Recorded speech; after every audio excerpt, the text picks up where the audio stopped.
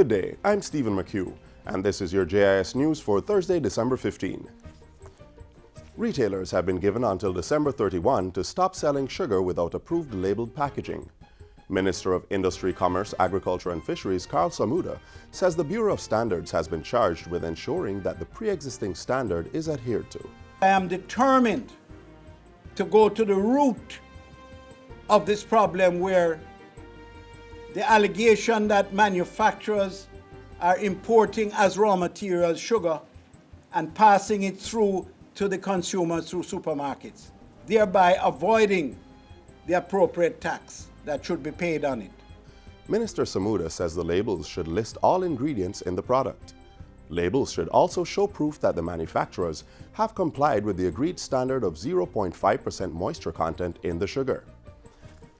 In the meantime, the Commerce Ministry says the unconfirmed reports of plastic rice in the local market is an indication of the increase in food fraud worldwide. Chief Veterinary Officer and Director of the Veterinary Services Division, Dr. Osbill Watson, says this has forced countries such as Jamaica to not only do testing in relation to food safety, but also to detect fraud.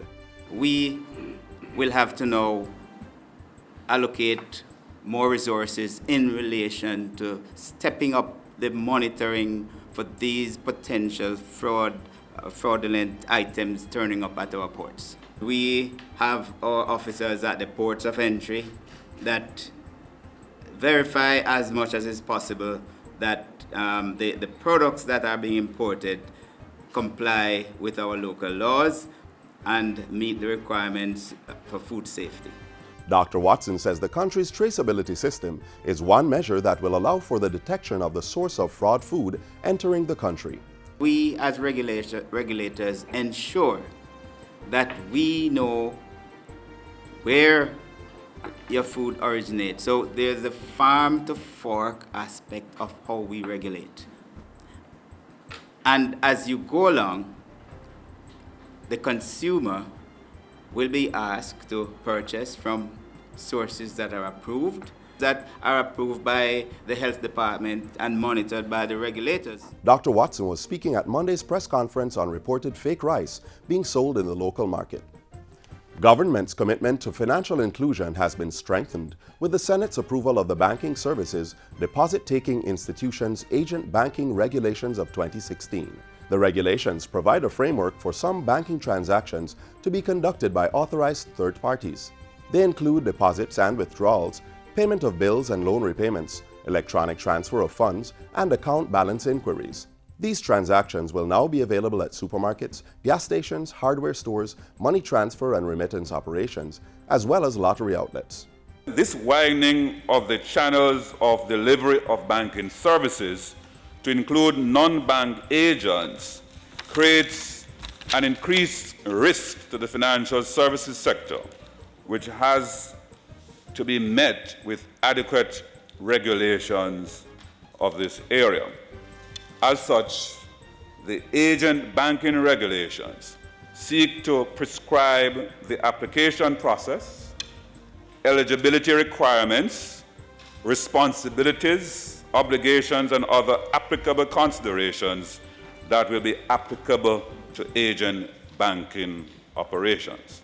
The regulations were previously approved by the House of Representatives on November 1. The Economic Program Oversight Committee, EPOC, will be moving from full monthly meetings to quarterly review sessions as it monitors Jamaica's new standby agreement with the International Monetary Fund.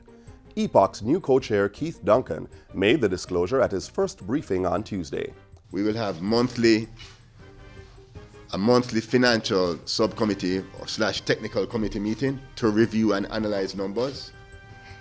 Our reporting will continue to be monthly with a more full, comprehensive report at the end of each quarter. EPOC's mandate is to monitor and report on the quantitative performance criteria, as well as the fiscal, monetary, and financial sector structural benchmarks that are to be achieved under the IMF agreement. And finally, approximately 1,000 vector control aides have been trained and certified to carry out public education intervention in communities. The vector control aides were trained under a collaborative project by the Health Ministry and the Heart Trust NTA. They were presented with their certifications recently. And these are persons we brought on to go out in the field under the supervision of our public health officers to visit homes, to inform householders, to do inspections as part of the controlling of the mosquito, the Aedes aegypti, to prevent or to reduce the spread of the ZIKV in this case. The health minister says going forward, this pool of individuals will be called upon to assist with specific health-related challenges out in the field as the need arises. And that's it for JIS News Today. I'm Stephen McHugh. Thanks for watching.